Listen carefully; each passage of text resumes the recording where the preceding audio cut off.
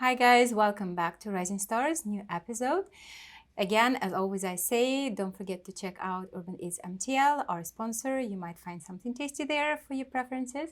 And the guest for today that I'm having is Tamsin Horsfall. Welcome. Thank you. Thank you so much for joining us and spending this time of the day talking about your acting journey. Oh, it's my pleasure. Looking forward to it. So let's go back in time a little bit, I guess, and start. I just want to understand that I always start in a similar way. So how did you get into acting? What age were you? When was it? Like what provoked you going in pursuing this type of profession, I guess, career? I don't know, passion? Well, it wasn't when I was a child because I was extremely shy. But I did spend a lot of time creating my own little imaginary worlds at home and immersing myself in that. We weren't allowed to watch a lot of TV. No, the parents were like restrictive. Yeah, not too much TV, that's for sure.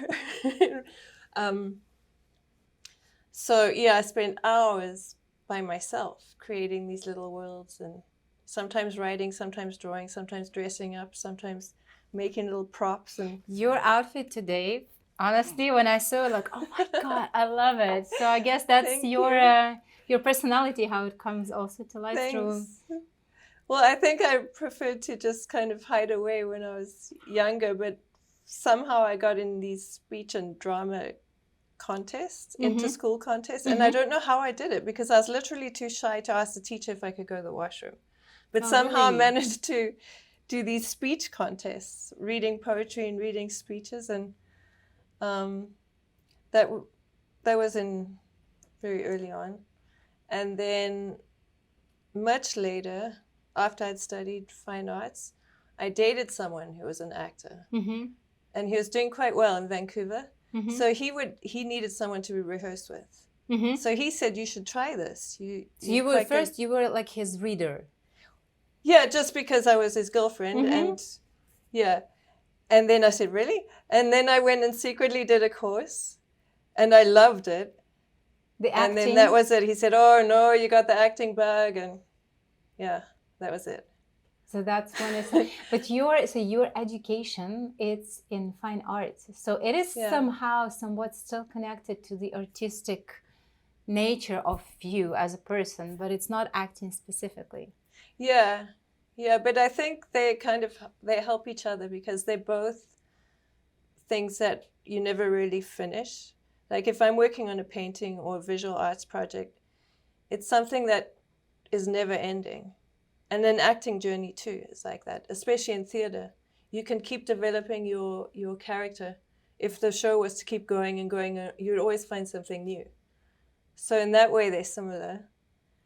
And you have to kind of think outside of boundaries, outside the box. Well, that's a bit cheesy, but you have to think find new ways of thinking or approaching things all the time. So then it's interesting because my next question was exactly about how does being so involved into the fine arts and being an artist, because I know that you do painting, you write poetry, so you're a very, very multifaceted person. All of those multifacets are within the artistic domain, if I can say so, right? So how does having the education in fine arts and being that much involved into art help you as an actor? Well, because I think it's practicing using your imagination. Because as a visual artist, you need to constantly come up with new ideas. And you really push yourself into another space if you want to go deep into a painting or an illustration. And the same with acting. You need to kind of live in another place or another room or another imaginary world. Another person. Yeah. Do you have any, because you're a visual artist, right? So also with the painting, do you have any special tricks on how to, memorize the lines? And for example, I give my example, like I have a very is it called visual memory? Like I Oh, memorize. photographic memory. Yeah, I memorize very much by watching. So that's why I can see a person once, I remember his face forever, but I won't remember his name like 5 minutes after he told me, right? So I learn a lot by looking at the script, at the lines. How does it go for you? So what are your tips and tricks? Any specific things that help you to memorize the lines when Well, you prepare? I don't actually have a photographic memory at all. No? But I do like the action of writing out the Writing. lines. I just like the feeling, and I like notebooks, and I like paper, and I'm very tactile. So I do write out my lines. But I like to walk around and memorize my lines. You walk and you pronounce them out loud, or you Ye- listen to them? No, I don't. I stay away from tech stuff. Really old school. No, I will just say them to myself while I'm walking around the neighborhood or at home. I could be doing something at home, and yeah, I'll just keep repeating the lines, repeating the lines. But if I have time, I'll first really read the script over and over again multiple times, so that I can imagine the world before I try to memorize them. But often for an audition, you might not have that time, so I memorize first. So I really switch techniques all the time. So if I'm doing it that way, I will go over and immerse myself in the story. And then it's easier to remember the lines anyway, because they make sense, because I found my character by then, or I'm at least finding the character. So her words would make more sense and easier to memorize. That's if you have the time. Usually with theater, that's the way I do it with theater. With an audition, I would It's try to get fast. the lines down first, and then You did a lot of, I saw also eventually your resume, and you did, I was amazed by the amount of the trainings that you did. You did a lot.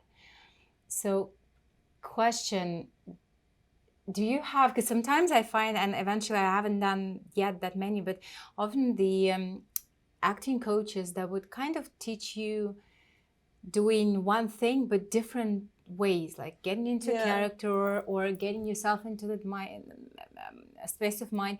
So in your case, how you don't get overwhelmed with knowing, because eventually you went through many, so you know many different techniques and different approaches, how you don't get overwhelmed, and do you have any preferred method? Well, I find that sometimes one technique helps me understand another technique. Suddenly makes sense when I put them together. Other times, I go through phases of using one technique or a couple of techniques, and then I'll go, and then that doesn't work for me anymore. So I have a binder with all these things that I've learned. Like a printed binder? Yeah, Oh, with wow. lots of notes. And then I'll go back, and if I find that I'm stuck, I'll go back and review those notes, and then maybe there'll be a different method that I hadn't used for a long time, and I'll go back. Like there's one method which I don't really like right now, and I haven't really liked it for a long time, but maybe next year I'll like it again. So that's when you take the sentence or the phrase and you divide it up in terms of action. So, and then you describe it with an adjective. So that's the one That's one technique. That's one I don't really like, I'm not a fan of, but I might end up using it. These are always in my back pocket kind of thing. And I don't, and I also find with these different classes I've taken that they're kind of phases of what's popular in acting and what's not. Because the industry does change a little bit. So say, for instance, the method, people don't really like the idea of going back to a traumatic memory, your own memory, whereas that was popular at one phase, at one time. So it changes. I never thought, actually, it's interesting. I never thought of acting methods or technique going through that also phase of being in trend, being out of trend, something new's coming. But you're right, the people evolving, film industry evolving, and then so as I guess the approach to the acting coaching is evolving as well. Yeah, I think so. I think at least with TV anyway. With theater, you got to stick to the traditional routes. You got to know a little bit about Stanislavski. You can run tongue twister right now, or Meisner, or all of the classical one foundation. Yeah, foundations. So that's always going to be there. But I could borrow a little bit from each. Like Meisner is sometimes useful to to remind yourself to connect to the other person. But sometimes it's really abstract too, you know? And I don't like to get too much in my head. Because if you analyze too much, I find it takes me away from the character. You start thinking more about the words, the scene, the mechanical part of it, rather than getting into. Yeah, sometimes, yeah. Yeah, so I really mix and match, and I find that all of those things have been useful at some point, and they may well be useful again. So it was good to have a wide variety of techniques shown to me. Or I also saw that you're able to speak with 10 different dialects. Like, it's a big range, you know. Like me, I have just Eastern European accent and that's it. And I still can't get rid of it just because that's where I come from. So, and you have in your pocket a big range of dialects. Did you, I saw that, I know that you took some classes for the dialect specifically. Yeah. So, big range, how and why the choice? And did you take classes for all of them, or you just naturally, there are people who naturally are inclined to pick up very quickly the that specific accent, specific pieces of another language and integrate them? That's not me. No, I don't have that skill, but I did take a particular course at Vancouver Film School where it was on learning different dialects. But I also, through some theatre productions I've done, I had to learn the dialect for the production. And I always find that adding a dialect is another layer to your character, and it really helps build the character. And I also help being in character. I also know that being in character helps enable me to learn that dialect. Like if I'm myself and I'm trying to learn an Irish accent, for instance, it's easier for me to be in an Irish character to learn that accent. And vice versa. Like they work well together. So I love adding an accent to my character. But that's so, because you have relatively equal amount of work that you've done before in film, TV, and theater. So I'll go a little bit in that theater space right now. So first of all, I always say that in my interviews that theater is just the next level from film and TV. I personally find, because it's just so complicated. You have just that one try and that's it. But then when you add on top a dialect to your character, so it's right away, it's the next level of multitasking, because you need to be in the character, remember your lines, and then remember to pronounce the words in a very specific way, which is often different from your usual way of speaking. How do you cope with that multitasking? Also, any advices for someone who is in the theater and need to do the role like that? Well, get a dialect coach. So for but one of my favorite theater productions, we had to do an Irish accent. So we had Julia Lenardin. I heard a lot about her. Teach all of us. And I've used her before for other accents too. So that's kind of, you do that early on. But for me, I love to, it really helps. They really, really do. I don't find it overwhelming. I find it preferable because it helps the further away I am from myself, the more involved I am with the character, and the more successful my character is, for me, I think. So often when that character has an accent, it's further away from myself, it's further into that character, and it helps develop the personality of that character, because the accent comes from a certain place and a time. So that adds more layers that I don't have to, it's kind of like a gift that's given to me. I don't have to go and invent a time and a place and work really hard to make it different or unique. Because she really is. But it's so interesting how the way you bring the angle to this whole discussion, in a sense that, because for me, yes, I was always thinking, my question was coming from that place that when you had like an accent, that's an extra layer of complexity. But in your case, the way you look at it as it's an extra tool that will help me to get in a character easier. Yeah. It just brings a whole different perspective to looking at that one. It's like costume. It's like wardrobe. So the wardrobe is another tool as well. So, What's your favorite role that you've done so far in the theater? Which one you enjoyed the most and why? I played May in Sam Shepard's Fool for Love, and Sam Shepard's really interesting plays.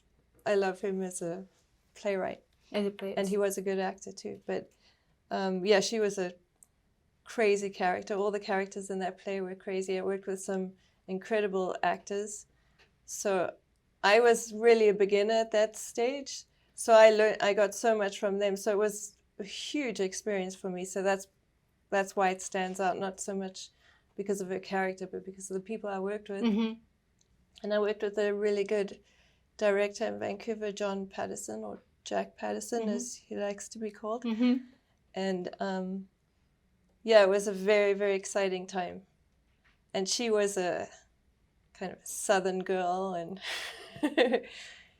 an incestuous story. It had full of grit and dirt, and it was so good. that's Crazy story. So what kind of characters then you like? So okay, rewind. What kind of characters you like the most, and how much the roles that you usually are casted for, how much they are in line with the characters that you would love to play?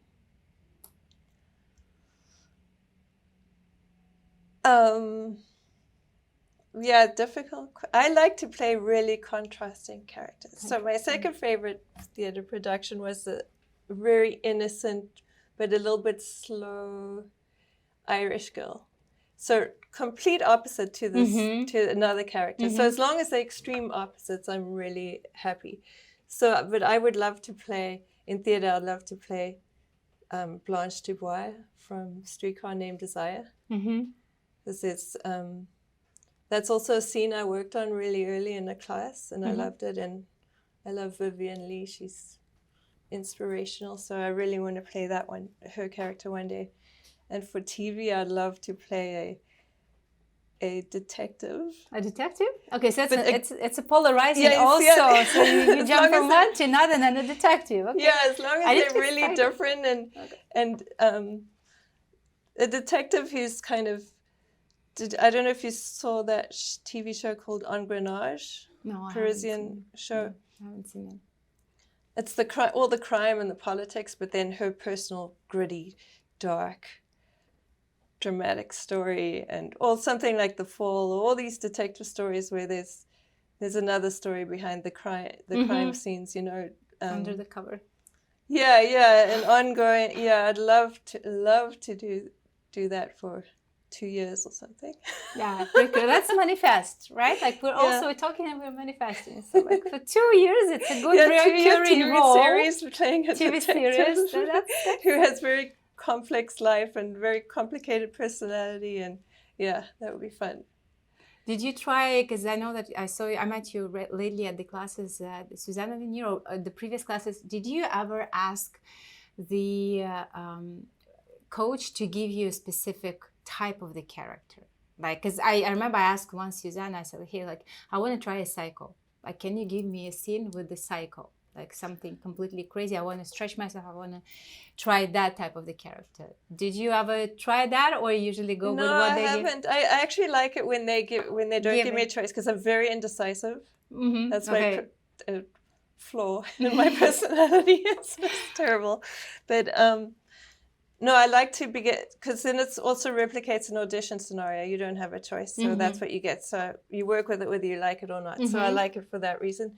But I have asked coaches or teachers to give me a scene that's comedic, for instance, because I love comedy too. So I will request a genre. So if then going back to the next question that I had, what would be your preferred genre that you would love to do? If you have any, maybe you don't have. You just said that you want to be a detective. Yeah, so crime series, crime series, Scandinavian style, darker the better. And then there's comedy, which I love. So at home I'm making a little comedy series, and I just had an actor work with me for the first time the other day. I was doing it by myself. So it's art classes, but with characters, and they're a little bit quirky. Mm-hmm. So it's supposed to be a little off. So I'm not quite sure if it's an art lesson video or if it's a Is it your like channel or entertainment. something that you Yeah, it's started? a little skit. Skit? Oh, Yeah, okay. they're around So 3-4 minutes each, and I just did the 5th episode, and the 5th one I had a guest on my show. So I played the character. I've got maybe 5 different characters who do are on you the write show. the script by yourself? Is it Yeah. something that you, oh, okay. Yeah. So you're actor, you're painter, you write poetry, and you also started doing the script writing. Well, I leave a lot of the script writing open to interpretation or improv. Like when my friend came last week, we did a lot of improv with that. So I didn't actually have it all written down. I take notes and I have my ideas. So it's more, like a short skit. I haven't tried to write a screenplay. I like editing. I really like editing people's plays and screenplays. And I am working with a group, the same actress actually. We meet every second Monday and we're working on a short story. Each of us, 4 of us are doing a short story, and we're going to put them all together. We've got one. I won't say too much. Let's wait until it actually gets finished. But one theme, and then all the stories are linked at the end.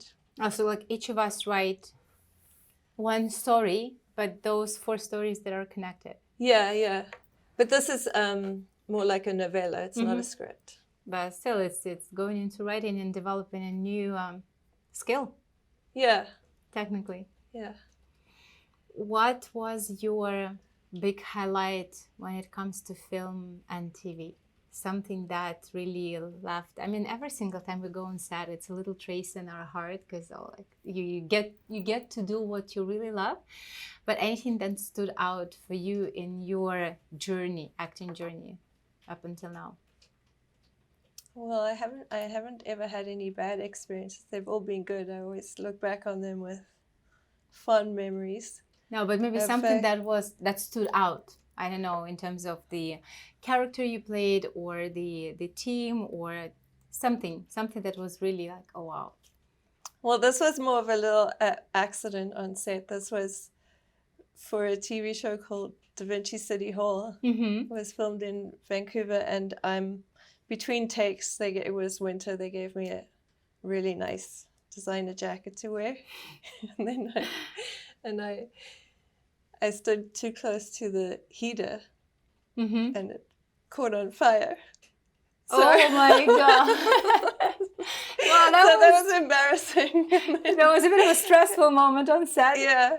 But then I had something to talk about, or was break the ice with the producer when it was the wrap party. It's also nerve-wracking to go to a wrap party. And so I had something to break. I said, yeah, I'm the one who set fire to that was me. Your designer coat. Yeah, so I know that also I saw your art. I saw you started posting some stuff on your social media, your works. I know that your paintings were exhibited in Montreal, right? So it's always interesting to see how actors are usually not just doing acting. Most of people, there's some other side passion, side hobbies that they pursue. So in your case, it's painting, and I saw it. It's beautiful. So how usually long it takes for you to create one painting, and then the exhibitions that you had, how did this come up to life? Well, that changes so much too. I'm very all over the place. I like to say, I like drawing and paint, and I'll switch. I'll go through a period of time just doing painting or just doing drawing. And in terms of my most recent stuff, I've been doing murals. So that's through grants. I get grants to go and do murals. So that's that's usually in the schools. So that's kind of a permanent exhibition, I guess. Yeah, exactly. And what I'm enjoying now is that people are, through word of mouth, I guess, mostly, contacting me to do the art direction on their short films. That's So- it's so interesting. Look, so you doing the murals, somehow it leads back to acting and asking you to do the design on the short films and on the. So did you do something like that as a side? Well, I started to That do hobby. scenography Mhm. at Concordia, but I didn't finish that degree because I found that there in the course, say for art directing, I'd already done that and already worked in that. So there was no point in taking more courses. But I think because people knew that I was doing it, or because they see that I'm doing art, and then maybe they see me on. I was on one film set. And then the person on that set asked me to do her film coming up in September. So it's really networking. And they word see of me mouth, working yeah. on that set, and then they approach me to go on to the next set. And then that in turn leads to other things, because that film's probably going to be happening in September. And then she said, would you be interested in doing the set for my play as well? So then we started talking about that, and then it ended up, of course, we were in the same class at Strayon together too. And then she said, can you act in it too? So now now it's changed again. See, it's always changing. That I'm not doing the set anymore. I'm not going to be too involved with the production, just focused on the acting. So that's coming up in the Montreal Fringe Festival. That's coming up in June. But that's, if we think about it, look how insane it is. Because I think that when we think about acting, it's just acting, that's it. But your story just shows how having and bringing to life and showing to the world the other sides of your artistic nature can bring somehow you again back to acting and back to some amazing creative projects. Yeah, it's true. And even within art itself, say I get work to go and do. I work at Artists Inspire. Well, I get contracts through them, English Language Arts Network, and I get contracts to go and do workshops in the schools. So I'll do one day I'll do ceramics only, but that's usually a specialty, right? And then another day I'll be doing masks for puppets, and then another time I'll be painting. So you know that expression, a jack of all trades and a master of none? Like, that is not a good expression. Because you can be, like, I look up to Jacques Cocteau. He's an artist who was a painter, a filmmaker. He did interior design. He was a writer. So you can be all, and I find that they feed each other. So I find that at first it's confusing. Yeah, like how can it's not really connected much? Yeah, and it feels like you need to find a focus, or otherwise you're just drifting around all over the place. But I honestly find that they all help each other. So cool. Like if I could explain it in a smaller, like learning to do something in 3D, even though your specialty might be 2D, helps you understand 2D more. If you're working in clay and sculpture, you get a greater understanding of working on paper and drawing something perspective. So I really feel that they all help each other and everything complements each other. Well, your story tells exactly this, that it all connected and helps and supports and fuels one another. I know that you had an experience of working as a costume, right? From the behind the camera. Yeah, so that helps too, because when I'm working on a character, I can put a pair of shoes on, or a wig or jewelry or something, and then that really helps me understand that character too. That brings me to another question that I didn't have in my head before, but now I have it. So with all that experience and the layers that you have behind, how different, probably your auditions when you're doing the self-tapes, probably they're also different from what a lot of actors are doing. Do you like get really into character, put on the costume, or like how does it differ?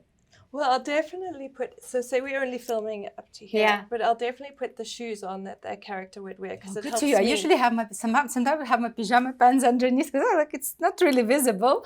Yeah, no. See, I need to feel like Oh, so you like I'm, really getting into that. yeah. Like if I'm wearing running shoes, but I'm playing a lawyer, it's just better to have a little heel on, you know? Mm-hmm. And then otherwise I definitely don't dress up. I think that's might be distracting. But you But do put some that little elements that will help you to yeah, get like in. there was a period I think last year where I was getting a lot of soldier or military auditions. So Mm-hmm. I would put on a kind of beigey brown dress shirt, Mm-hmm. one of my husband's shirts, and it just with a white t-shirt underneath, Mm-hmm. and it just gave the idea of something military, you know, just an idea, not too obvious. Or if it's a doctor or a nurse role, I'll just put a little name tag.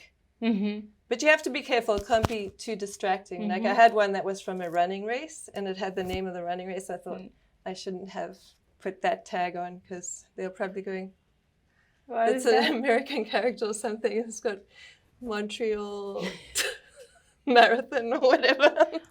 So yeah, you got to be careful of that, and earrings or something, not too distracting.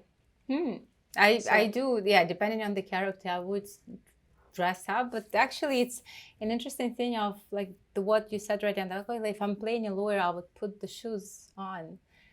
Yeah, it just helps with your little, posture. yeah, you're right. It's just those little tiny things that you Yeah. wouldn't really think about because again, we're filming in this frame, so up until here, like yeah, you're in the character. Yeah. But see, like I'm learning a lot of things by talking in this podcast, in this talk show with people, just even for myself. I never thought of that. Like just putting, if I'm playing someone who needs to be on the hills technically or in some specific shoes, A that can businesswoman help. or yeah. It helped to get into that mindset. Yeah. That's a cool trick to learn and to get better at the auditions. Yeah. Yeah, I find it useful. So if you did, as I said, you did both theater and film and TV. Can you say what is your preference? Do you incline more to one or another, or not really? I can't. No. I can't. And you know what's funny? An actress I know who I acted with, her husband is an actor too, and she does a lot of film and a lot of theater.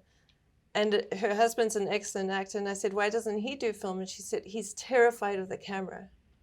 But it's fascinating because theater is live. That's and why he's on like, stage. It's so I find it so easier in front of the camera, and you know that okay, I can do an extra take if I messed up something. I was so really much surprised. more I was really surprised. Stressful, no? Yeah, but then on the other hand, they're both so different. They're really, really different. So it is nerve-wracking to be on set too because you have a lot of people watching you, and time is money, and you could hide some things on stage. Oh, that's a little interesting. bit, like if you messed up a little bit, it's not really. Yeah, because you learn to cover each other. You should, as an actor. When you say to cover each other, if somebody kind of they forget their lines, what do you do? Like if you stand in front of your actor and like if in front of your partner in scene and you realize like oh like he forgot the lines, like what do you do? You can prompt them. You can say one word, but it's so that it looks natural because. Or you might even have memorized their line because you've had so many rehearsals. So you might just so they know they can just catch up and just move beyond it. So you really should. You have to have that trust with the other actors on stage with you, and the knowledge that they'll have because it's nerve-wracking before you go on. But if you have that trust and you've been working together for a while, that's the nice part about theater because you get to know people and you make good friends. So it's not just a question about how do you manage the stress level before going on set or on stage. It's also the question is there any different ways that you manage the stress level when you go on stage versus when you go in front of the camera on set? Or usually it's the same approach or there are differences? I'm always trying to find new ways and trying to figure it out. I find when I'm in a rehearsal, when I'm doing live theater and I have a rehearsal schedule, I've got a set routine, and I almost get suspicious. I have to do the same thing every day. Mm-hmm. So I feel uncomfortable if I haven't laid down on my back and meditated for Just a little bit, like breathe, calm like myself. I feel uncomfortable if I haven't done it that day. I start to think, oh, I didn't do that. That's that's ridiculous. But it's part of the nerves, I guess. But it becomes part of your routine. It kind Yeah, of yeah. gets you into that mode. Okay, like I'm done. I'm prepared. Yeah, right? routine is comforting. Mm-hmm. So other ways for film, you just have to think, like say it was much really nerve-wracking for me to have auditions in the room live before we did the self-tapes. I would get very, very nervous. But now I'd almost prefer them because the technical stuff is so frustrating at home, you know. But anyway, what I have to remind myself of, this is what I do. It's not the end of the world. And why am I doing it? I'm doing it because I love it. That's why I'm here, you know. Mm-hmm. It shouldn't be so terrible. It should be just have fun with it. And You that just need always to enjoy helps. it. Yeah, That always helps to just enjoy it. That's the main thing. And sometimes I think, oh, it's good to be tired because then your brain doesn't have time to think about being nervous. Mm-hmm. It's too busy focusing on one thing. And then other times, if you're too tired, you're going to mess up and makes it worse. So I don't know. I think nerves are always good anyway, to have a little bit of nerves. Mm-hmm. So I would be more worried if I didn't have the nerves. I like the thing about just laying down and breathing. Yeah, it's a kind of, you count to 10, count backwards from 100 actually, or count to 10 and slowly breathe, or ground yourself, really ground yourself. Lie on the floor. I like lying on the floor. So, No, now that I'm yeah. listening to you and I'm thinking, that's actually, because me, I like also like to just sit down and breathe and get yourself in the moment. Yeah, you need to. And then if you have a lot going on all day and your energy's kind of scattered, that's helpful. If you're meeting a lot of people all day long and then you need to go and focus, it's really helpful to be in a quiet place and just take a few deep breaths and do that. But also voice warm-ups are helpful too. That's also almost meditative. What do you do? Oh, I have a whole notebook, and then a binder, and then I'll vary the different ways of warming up your voice.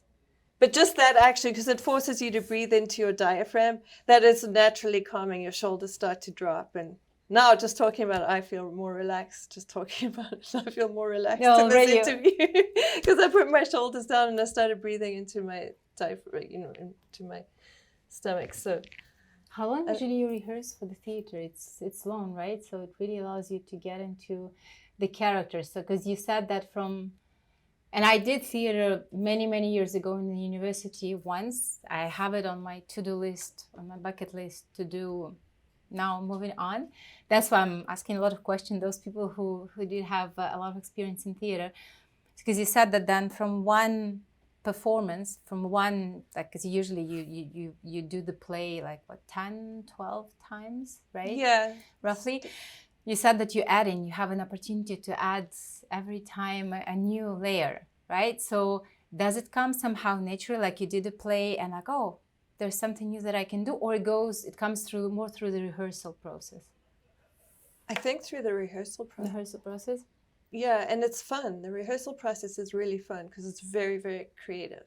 And then the live performance is so much adrenaline, it goes so quickly and you don't know what happened. You don't notice the time. You don't know what happened but you find new things in your character. You just start to find them. I guess the more and more you do it, the more you find there's a discovery time when you're trying to figure out the character, and that's really fun. That is like literally being a detective. And then there's being the performance, the shows, and you're immersing yourself more and more, and you're just perfecting, getting more and more into that character and perfecting the dialect or the nuance or the pacing or whatever. It just gets better and better and deeper and richer. So. And when you rehearse and let's say you're bringing those new tweaks, twists, whatever to the character. Your scene partner, do they notice that? Do they say, oh, like you didn't do it before the same way, you're doing it somehow different? Does it happen? Do they notice? Yeah. Does it freak the other people out, or are you all in this? Yeah.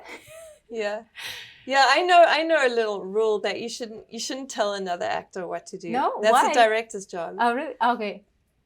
And so it can irritate actors a lot if someone is saying, no, you didn't do it like that, or.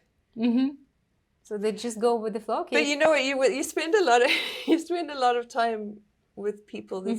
Sometimes they can be, and you're tired, and sometimes there can be some tension and friction. Then everything's fine again. Like you're kind of on top of each other for a long time. Yeah, I was always curious because then, and usually I ask this question also to the people, like the importance of the chemistry on set between the people. I find personally that like it's high. If you have a great chemistry with a person, everything goes smoother. And then when it's not really the tension, friction, but sometimes you just vibe in a different way, right? And in your real life, you can just, okay, like not my type of person, and you can just kind of walk away, whatever. Here, you're casted all together, so you have to find the ways. Yeah, and you stay professional. You need to act professional. You can't. Any advices also how to navigate through those situations for the younger actors? Be nice. Just be nice. But mostly people are nice, especially the younger actors. They're always very nice and polite. I find respectful, and so yeah. I listen to when you're talking about chemistry. I listen to some podcasts, and some people say they don't believe in that there's such a thing as chemistry. No. Yeah, so that was interesting. I want to look into that a bit further. You just pointed that out, because you could have a positive chemistry with someone, but you can also create that. Two actors can create that through their characters. And there are some characters who they hated each other in real life, but they worked really well together on screen. Yeah, like you would read sometimes after, like in social media, those two actors, they played a couple that were in love with each other, but then in real life, they really hated each other. Yeah. I'm always like, oh, you're so surprised. It didn't show on the screen at all. I guess it's the magic of the acting in a nutshell. What's next for Tamsin? Well, that's this play is we get this... I have rehearsal. In September? No, in June. In June? September is a short film. A short film, okay. In June is the Montreal Film Festival. So this play is called Head Talks. Okay. So my next rehearsal is this Wednesday. Tomorrow is a day off. It's a holiday. Tuesday's working on a mural. And then, looking forward to some more auditions and things to come your way. Yeah. And September, the short film as well. So you already have some projects lined up. And I did take a long break. I did have a long gap when I moved from BC to Quebec. I did take a long break. From acting, just purely from acting, or from any creative? Well, from acting, because I didn't know anybody here, and I didn't. I just stayed in the arts, in the visual arts, and I had a art studio, and that was kind of full time. So I took a break, and then the last 4 years, I got back into it. I don't think it ever leaves you, even if you. I was just about to ask you, like, what brought you back into acting? I guess it never leaves you. Yeah, I didn't ever want to stop. It was just circumstance. I moved, and then I was also I was sick for a long time, so I couldn't memorize lines or anything like that. Now it's all good, and I'm back on track. Back on track, and even more certain than ever that. Well, I'm happy where I am. That's a very good mindset, because I find it so easy to get. Not negative, but I guess negative. Yeah, negative in the acting industry as such, because you keep on auditioning and you're waiting for that email or that confirmation you're booked, and you need to move on every time. So I find it's very difficult to stay so positive difficult. and motivated. It's so difficult. And it's the same in the visual arts. It's the same thing. If you don't sell, or if you don't have an exhibition, or if you're not hired to do a workshop, and you get this imposter syndrome, and you wonder, you really question what you're doing. I don't question what I'm doing anymore. I still get, of course, despondent. And I think that's just part of the course. Everybody has those phases of feeling So then despondent. what keeps you going? What keeps you Well, motivated? not working in a void. Like, I like to go to all the ACTRA meetings that, whatever it may be, like Mixers, the women's, women's meeting or whatever. I like to go there because then I don't feel so alone, and everybody has the same concerns, and everybody especially with self-tapes, because it feels like we're working in a void. So it's really nice the best thing is to connect with other actors. And then the other day I was helping someone I was reading, not helping, I was reading, and he had a coach, and I was reading for him. And I just watching the stress of the tech stuff and it was terrible to watch. It was brutal to watch how much stress an actor goes through to set this all up. And then you've got the coach on the other end, and you have to think about your part. And as a reader, you can kind of take a step back, but to see it for the first time, like to actually witness it, and because every time I do it, it's very stressful. Oh, it is. And then to see it, it's awful to see, but in the end you go like, wow, actors work so hard. They work so hard. It just stays behind the scenes.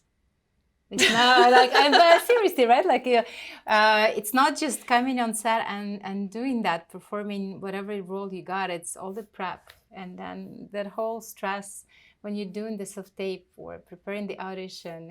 It's indeed, it's like a tip of the iceberg is when you get booked and you perform, and then the whole big piece of the iceberg lays underneath is how much work and soul and love and passion you put behind it to get somewhere. So. Yeah, it's an incredible amount of dedication, that's for sure.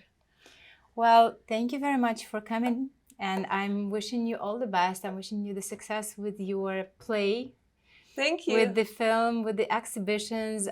It was really amazing to talk to you, and just you brought a different perspective to how all the different passion that we sometimes have that not connected with acting at all can be indeed connected and connect you from one point A to point B. Thanks, Roxanne. Well, I really enjoyed that. Thank you for inviting me. Thank you for coming. Guys, I hope you also learned and discovered something new in this conversation and you enjoyed it as much as I did. I'm looking forward to seeing you at the next episode of Rising Stars.